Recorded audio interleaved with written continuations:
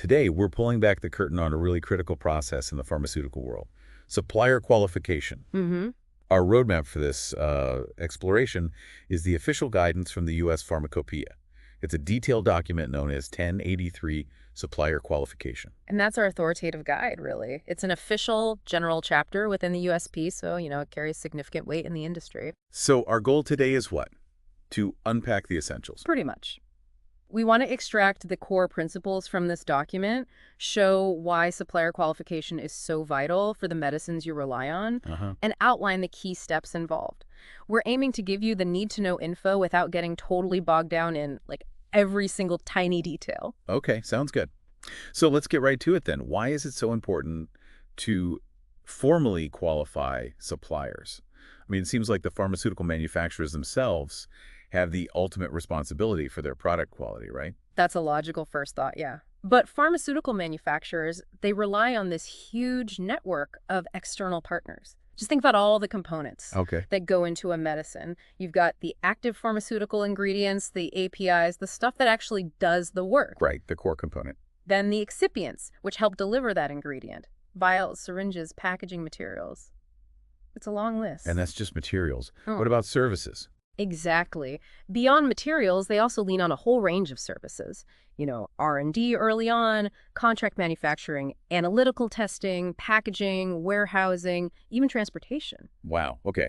So it's a much broader picture than just one company doing everything in-house. Precisely. Yeah. And when you think about the expectations, regulators, healthcare professionals, and ultimately, everyone who uses these medicines, Yeah. it's crystal clear that quality and safety are absolutely paramount. Every single ingredient, every bit of packaging, every service involved has to meet these really stringent standards and regulations. And if they don't? Well, if a supplier provides, say, a substandard ingredient or a service that isn't compliant, it can directly compromise the safety and effectiveness of the final medication. It's a serious risk. That really highlights the potential impact, doesn't it? So what are the sort of tangible benefits for the pharma companies themselves in having this formal process, ensuring reliable suppliers? Well, reliable suppliers operate with established risk management frameworks. That's a big one. This helps significantly reduce the chances of quality issues popping up, and, crucially, it helps prevent disruptions in the supply. Imagine if a key API supplier suddenly couldn't meet quality standards. Or had logistical issues. Exactly. Or face logistical breakdowns. That could have really serious repercussions for patients needing that medication. So a robust supplier qualification process, it really acts as a preventative measure. So it's about safeguarding both the quality of the medicine and its consistent availability. Okay. What then is the core aim, the main objective of supplier qualification? The primary objective is to systematically assess suppliers based on, let's say, 3 fundamental criteria. First, the level of risk they introduce to the quality of the product or service they provide. Second, the robustness and compliance of their own quality management systems with regulations and agreed upon terms. And third, their overall reliability in consistently meeting those standards and, avoiding potential problems down the line. And who exactly falls under this umbrella? Who are these suppliers that need qualifying? It sounds like quite a few different types. Oh, the scope is indeed wide-ranging. It definitely includes organizations providing the raw materials themselves, your APIs, excipients, other chemicals. Got it. It also covers the supplying packaging materials, and that's everything from the primary container, the thing directly holding the medicine, like a blister pack or a vial, to the secondary packaging, like the carton it comes in, and even the tertiary packaging used for shipping, bigger quantities. And the service providers you mentioned. Absolutely crucial. It applies to service providers, too.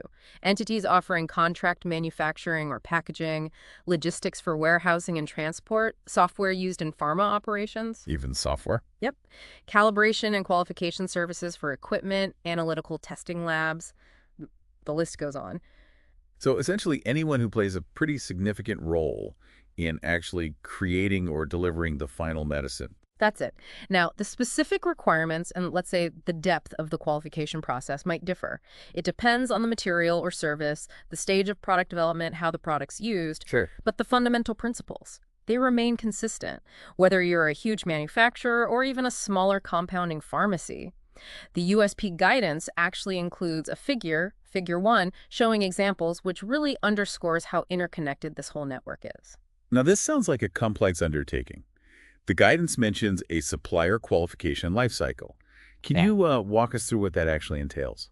Yeah, think of it as a structured, step-by-step journey. It ensures a thorough and, importantly, ongoing evaluation of suppliers. Ongoing, right. The guidance really emphasizes that each stage of this life cycle needs to be meticulously documented and justified, and the level of effort you put into each step, it should be proportionate to the risk. Risk-based? Okay.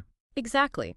Table 1 in the document outlines 6 key phases: preparation, identification and selection, evaluation and acceptance, performance monitoring, disqualification, and conditional approval. 6 phases. Okay, let's start at the beginning.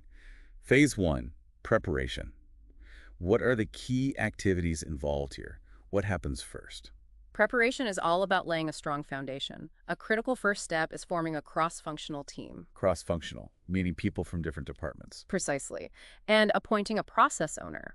The idea behind this team approach is to bring together expertise from various departments within the pharma company. Why is that so important? Well, it ensures a balanced consideration of potentially different departmental objectives, and it helps identify all the relevant risks and opportunities. By aligning on requirements right from the start, the team can make much more informed, robust decisions. Makes sense. Who might typically be on this cross-functional team? Can you give us some examples? Sure. You'd likely see people from areas like technology development, R&D, engineering folks, pharmaceutical technology, technical services, the ones involved in getting the product to market and supporting manufacturing. Quality, I assume. Oh, absolutely. Quality assurance, quality control essential, regulatory affairs professionals, navigating all those complex rules, maybe even environment, health, and safety. Okay. And depending on the specific supplier, you might also pull in people from sales, marketing, commercial manufacturing, purchasing or procurement, supply chain management, Wow. IT, especially for data exchange, logistics. It really depends on the specific material or service you're looking at. That's a really diverse group. So what's the next crucial task in this preparation phase after assembling the team? Right, after the team's formed, the next essential step is clearly defining the specific requirements for the material and/or a service you need to source. Getting specific about needs. Exactly. This often starts pretty early in product development. The R&D teams begin to figure out the critical characteristics and performance requirements needed for the final drug product to work consistently, safely. Mm-hmm. This initial understanding is then refined and formalized by that cross-functional team, just to make sure everyone's absolutely on the same page before they start looking for potential suppliers. So it's vital to have a very clear picture of what you need before you even start looking for someone to provide it. Makes sense. Absolutely. Once you've got a solid handle on the desired attributes of your final product and how the incoming materials or services need to perform, Yeah. the relevant teams need to agree on the level of criticality for each material and service in meeting those specs. The USP guidance actually points to ICH Q8 here, Which emphasizes. a risk-based approach to pharma development. Basically, focus your efforts where they matter most for quality. And it's not just about physical materials. Service requirements also need to be clearly, comprehensively described. What kind of service requirements are we talking about there? Give me an example. Okay, so for services like warehousing and transportation, you'd need to specify crucial things like storage conditions, temperature, humidity, Right. the specific category of pharma product being handled, any special licenses needed, approved transport modes, expected transit times, the types of shipping containers that are okay. Very detailed. And for more specialized services, like contract manufacturing, analytical testing, equipment calibration, you need even more detailed specs, outlining the precise scope, critical control points, potential risks, all of that. Okay, that gives a good sense of the level of detail needed. So once you have that clear understanding of your needs, the next phase is identification and selection. How does that process work? Right. So once those detailed requirements are nailed down by the team, the company can then define specific requirements that potential suppliers themselves need to meet. So requirements for the supplier, not just the material or service. Exactly. These go beyond just the characteristics of what they provide.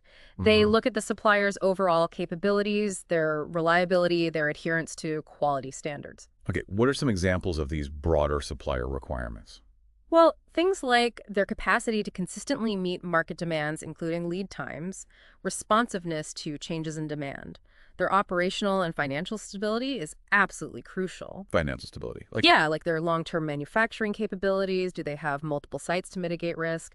A global presence? Do they have solid business continuity plans, alternate sourcing options? And just their overall financial health, can they reliably meet their obligations? got it. What else? A clear willingness and capability to communicate effectively, transparently, that's key. And of course, having robust quality management systems and consistently meeting regulatory compliance standards. Those are non-negotiable. Makes sense. Plus, you might look at their systems for material traceability, how they manage their own supply chain, their technical expertise, qualified personnel, and really important these days, systems to prevent falsified or counterfeit products getting in. So you're evaluating not just what they offer, but their whole operational framework and, frankly, their trustworthiness. How do you then go about finding these potential suppliers? Once you have that detailed list of supplier requirements, you start identifying potential candidates. Often involves market research, industry databases, maybe leveraging existing company knowledge. Hmm. The next key step is often direct engagement. Talk to them. This allows for a really valuable exchange of expertise, helps verify if their stated capabilities genuinely match your specific needs. A reality check. Kind of, yeah. This early dialogue can really deepen your understanding of their material or service and how it'll fit into your own processes. The goal: identify suppliers who can reliably help you meet those critical quality attributes, performance criteria, considering consistency, variability, impact on your final product. It sounds like a two-way street, really, both Yeah. sides evaluating the fit. The document also mentions confidentiality agreements, NDAs, at this stage. Why are those so critical so early? Oh, absolutely fundamental. Before you start sharing more detailed, sensitive info stuff beyond public brochures, you must have legally binding NDAs in place. Why is that? Well, suppliers operate competitively, right?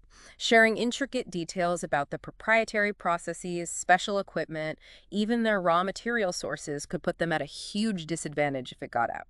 Okay, protects the supplier. And conversely, for the pharma company, sharing confidential info about a new product under development, its unique formulation, production processes, that could have serious negative economic consequences if it leaked. So these agreements are crucial for protecting trade secrets, intellectual property for both sides. That's a really important safeguard. Okay. Now, risk management keeps coming up. How is risk assessment integrated into this identification and selection phase specifically? Yeah, risk assessment and control should be woven through the entire life cycle, but it's particularly critical during this initial identification and selection. How so?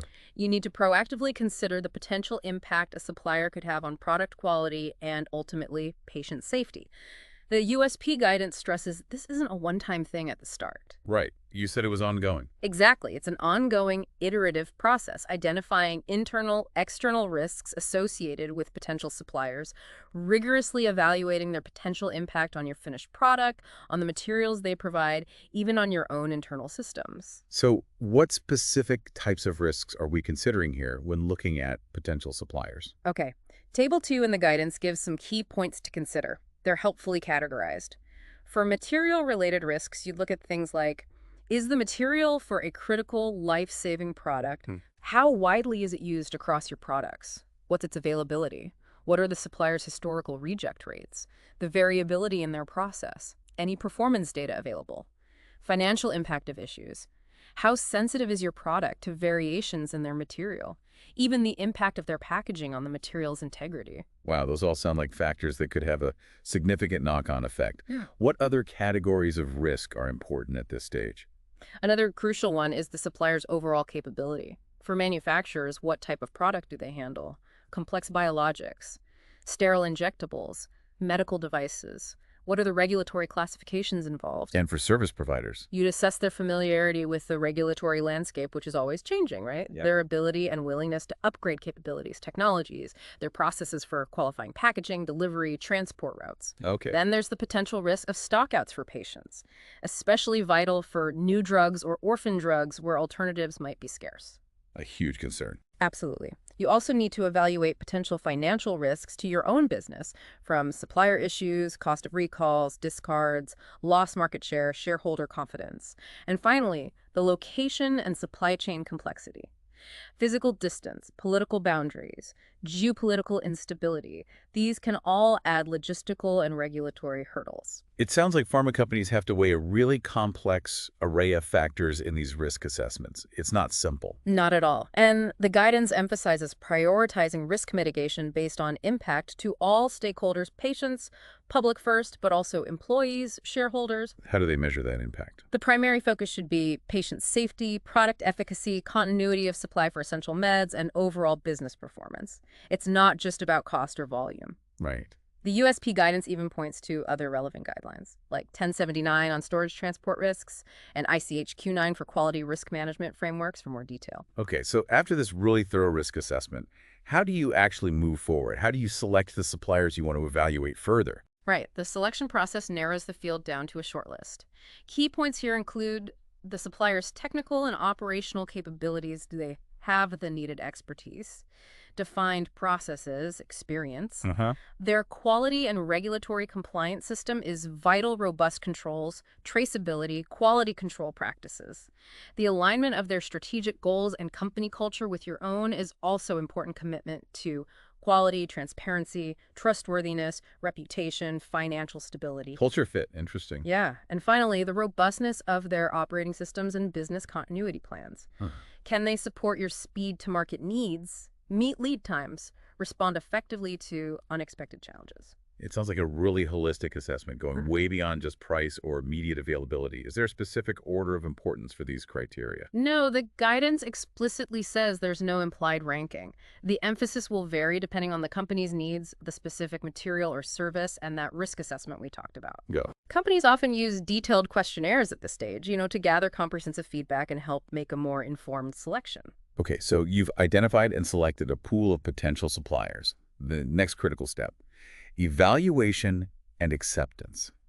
How does this more in-depth scrutiny work? What's involved here? Right. Now the selected suppliers undergo a much more rigorous, in-depth evaluation. And this is based directly on the level of risk associated with the specific materials or services they'd provide. Risk-based again. Always. And as the guidance points out, the level of tolerable risk can actually vary. For instance, a supplier of a non-critical reagent used way early in synthesis might face slightly less stringent evaluation than, say, a supplier of a key excipient going directly into the final pill formulation. Makes sense. Closer to the patient, higher the stakes. Exactly. Same for services. An analytical service for early R&D might have a different risk profile, different evaluation intensity than one used for critical final stability testing for registration. Generally, the closer to the finished product, the more critical its role, the higher the potential risk. The more thorough the evaluation. Precisely. So what specific methods are used to evaluate these potential suppliers in detail? It's usually a combination of methods. One crucial part is a thorough documentation review. What kind of documents? Oh, lots. There are official authorizations, permits, licenses like manufacturing licenses, GXP certificates. You might review their site master file or drug master file references, recent audit reports, or from others, regulatory inspection reports if available, and their whole quality management system documentation, how they handle deviations, changes, complaints, recalls, rejections. You'd look at trend data for critical quality attributes, test results. For service providers, qualification protocols, reports, maybe lane study documents for transport. That sounds like an enormous amount of paperwork to sift through. What other methods are used? Another critically important one is conducting an audit of their facilities and systems. Going on site? Often, yes. An audit lets you directly verify the info in their documents, get firsthand knowledge of their QMS effectiveness, technical capabilities, personnel qualifications, equipment suitability, facility adequacy. Can these be done remotely? Increasingly, yes. Remote or virtual audits are considered, especially now. In some cases, a company might also accept a reputable third-party certification of their QMS and GXP conformance. Okay. Anything else? Finally, another essential method, particularly for material suppliers, is requesting samples. The guidance suggests testing at least 3 independent batches to really assess consistency. 3 batches. Why 3? To get a feel for batch-to-batch variability, ensure consistent quality. For something like labeling, maybe 1 proof is enough. This also lets the pharma company start building its own baseline data, track trends over time. Okay. So after this rigorous evaluation, docs, audit, samples, what happens if the supplier meets all the requirements? Do you just start ordering from them? Not quite yet. If the valuation is satisfactory, they meet your requirements, your risk tolerance.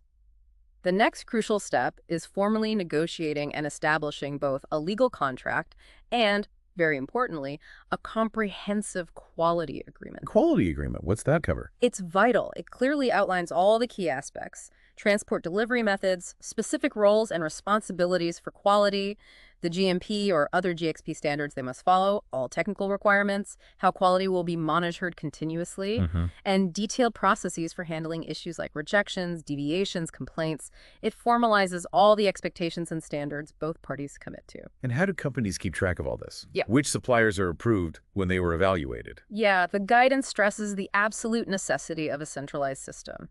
Could be a dedicated database, a comprehensive list, even a well-managed spreadsheet. What information needs to be in there? It should clearly show which suppliers are qualified, their current status approved, maybe conditionally approved relevant dates like initial qualification, requalification schedule, performance monitoring schedule, maybe disqualification dates if applicable, and crucially, the date they were first officially approved. Okay, so you've selected, evaluated, accepted a supplier, got the agreement, but things change, right? Performance can dip.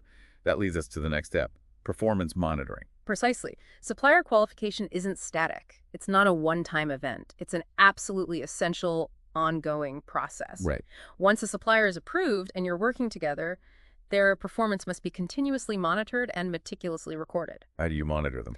Typically by tracking their adherence to the contract and quality agreement, closely watching agreed-upon key performance indicators, KPIs related to quality and service, KPIs, okay. and assessing their compliance with relevant external standards like ISO or GXP. These KPIs should really focus on the most critical quality attributes of what they're supplying. What are some typical examples of these KPIs that a company might track? Well, things like the actual quality of the product or service, shown through ongoing testing, inspection results, timeliness and reliability of deliveries or services, their flexibility and responsiveness to urgent requests or issues. How they handle problems. Exactly. Their effectiveness and speed in addressing audit observations, deviations, complaints, overall communication effectiveness, and their proven ability to provide consistent supply without significant interruptions. Do all suppliers get tracked on all these? Not necessarily. Not all KPIs are applicable or equally important in every case. You tailor the KPIs to the specific material or service and its criticality. So you're basically holding suppliers accountable against the standards you both agreed to. How often should this formal performance evaluation happen? Performance should be evaluated at regular intervals and documented thoroughly. The frequency depends on the criticality, but the guidance generally suggests at least once a year.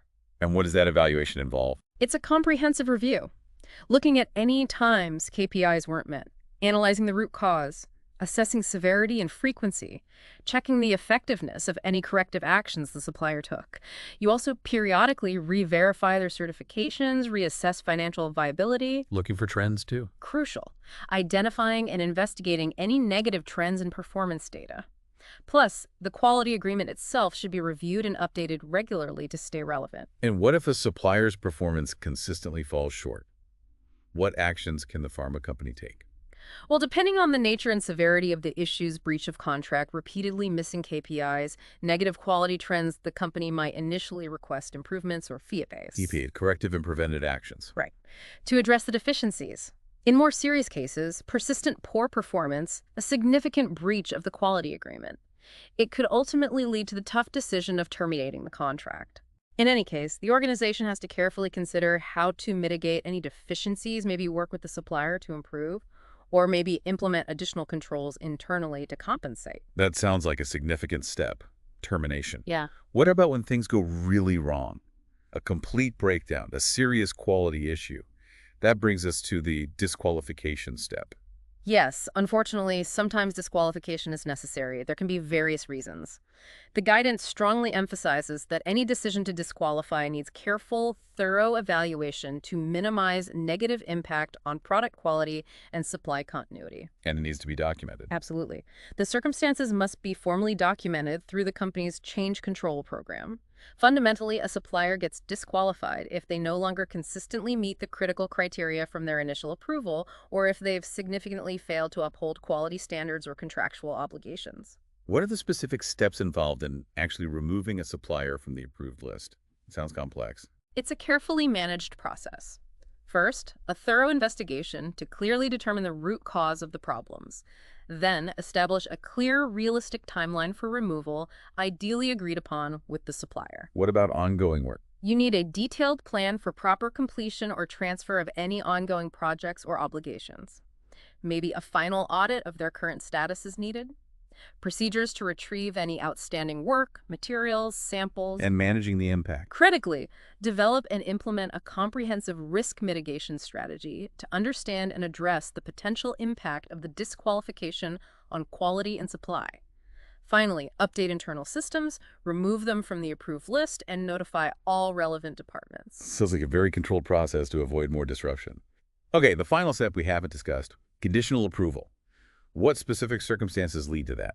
Conditional approval is a specific scenario. It happens when an existing supplier's performance isn't fully satisfactory, maybe doesn't meet all criteria, but immediately disqualifying them would have a significant, potentially detrimental negative impact on patients. For example, they're the sole source for a critical raw material for a life-saving drug, and there's no readily available qualified alternative. A tough spot. So what do you do? In these exceptional cases, the company have to implement stringent measures to actively mitigate the increased risk. This might mean working very closely, intensively with the supplier to help them fix their deficiencies. Or the company might need to implement further, stricter controls in their own manufacturing processes to compensate for the supplier's shortcomings. Is there an improvement plan? If the supplier commits to improving, yes. A clearly defined, mutually agreed action plan is essential, with specific, measurable criteria and realistic timelines. Conditional approval is usually temporary, aiming to ensure patient access while actively resolving the quality concerns. So it's a real delicate balancing act, managing quality risks versus ensuring critical supply. Okay, looking at the whole process now, preparation, identification, evaluation, monitoring, disqualification, conditional approval. What are the key overarching takeaways we should remember? I'd say ultimately, supplier qualification is multifaceted, it's dynamic, and it's absolutely essential. It's an ongoing process fundamental to ensuring consistent quality and safety of all pharma products. And it's risk-based. At its core, yes, Yep. risk-based. The level of scrutiny, the intensity of effort, it's directly related to the potential impact on the final product and, most importantly, on patient health. It's also very collaborative, isn't it? Highly collaborative, demands active involvement and expertise from professionals across many different functional areas within the company. And it's not just paperwork. Absolutely not. It's crucial to understand this isn't just ticking boxes or generating documents. At its heart, it's about building strong, transparent, reliable relationships with suppliers based on a shared, unwavering commitment to the highest standards of quality, safety, and compliance. So, to bring our deep dive to a close then, today, we've navigated the whole life cycle of supplier qualification, from those initial crucial steps of preparation, careful identification, and selection, through the rigorous evaluation and acceptance, that vital ongoing performance monitoring, and finally, handling disqualification and those exceptional conditional approval cases. Yeah, we covered a lot of ground. Hopefully this has given you, our listeners, a much clearer understanding of the rigorous processes followed behind the scenes to ensure the reliability and quality of all those ingredients, materials, and services that go into the medicines we all depend on. And hopefully, as we've dug into this, you've maybe had some of those aha moments. Gaining a deeper appreciation for the diligent, often unseen work the pharmaceutical industry does to safeguard quality and safety across what is, let's face it, a remarkably intricate and global supply chain. Yeah, definitely. So here's a final thought for you to consider. Think about the sheer number of components, services that go into creating even a single dose of medicine. Behind that simple act of taking a pill or getting a shot is this vast network of suppliers and this incredibly meticulous qualification process. What other industries do you think rely on such intricate and critical supplier relationships? And, what interesting parallels or maybe significant differences might we find if we compared their approaches? Something to chew on. That's a great point. And remember, this has been a high-level overview. The official 1083 Supplier Qualification document from the USP. It contains a wealth of additional detail and specific guidance. Right. So if you're interested in gaining an even deeper understanding of this vital aspect of the industry, we definitely encourage you to explore the full document. It offers a much more comprehensive perspective.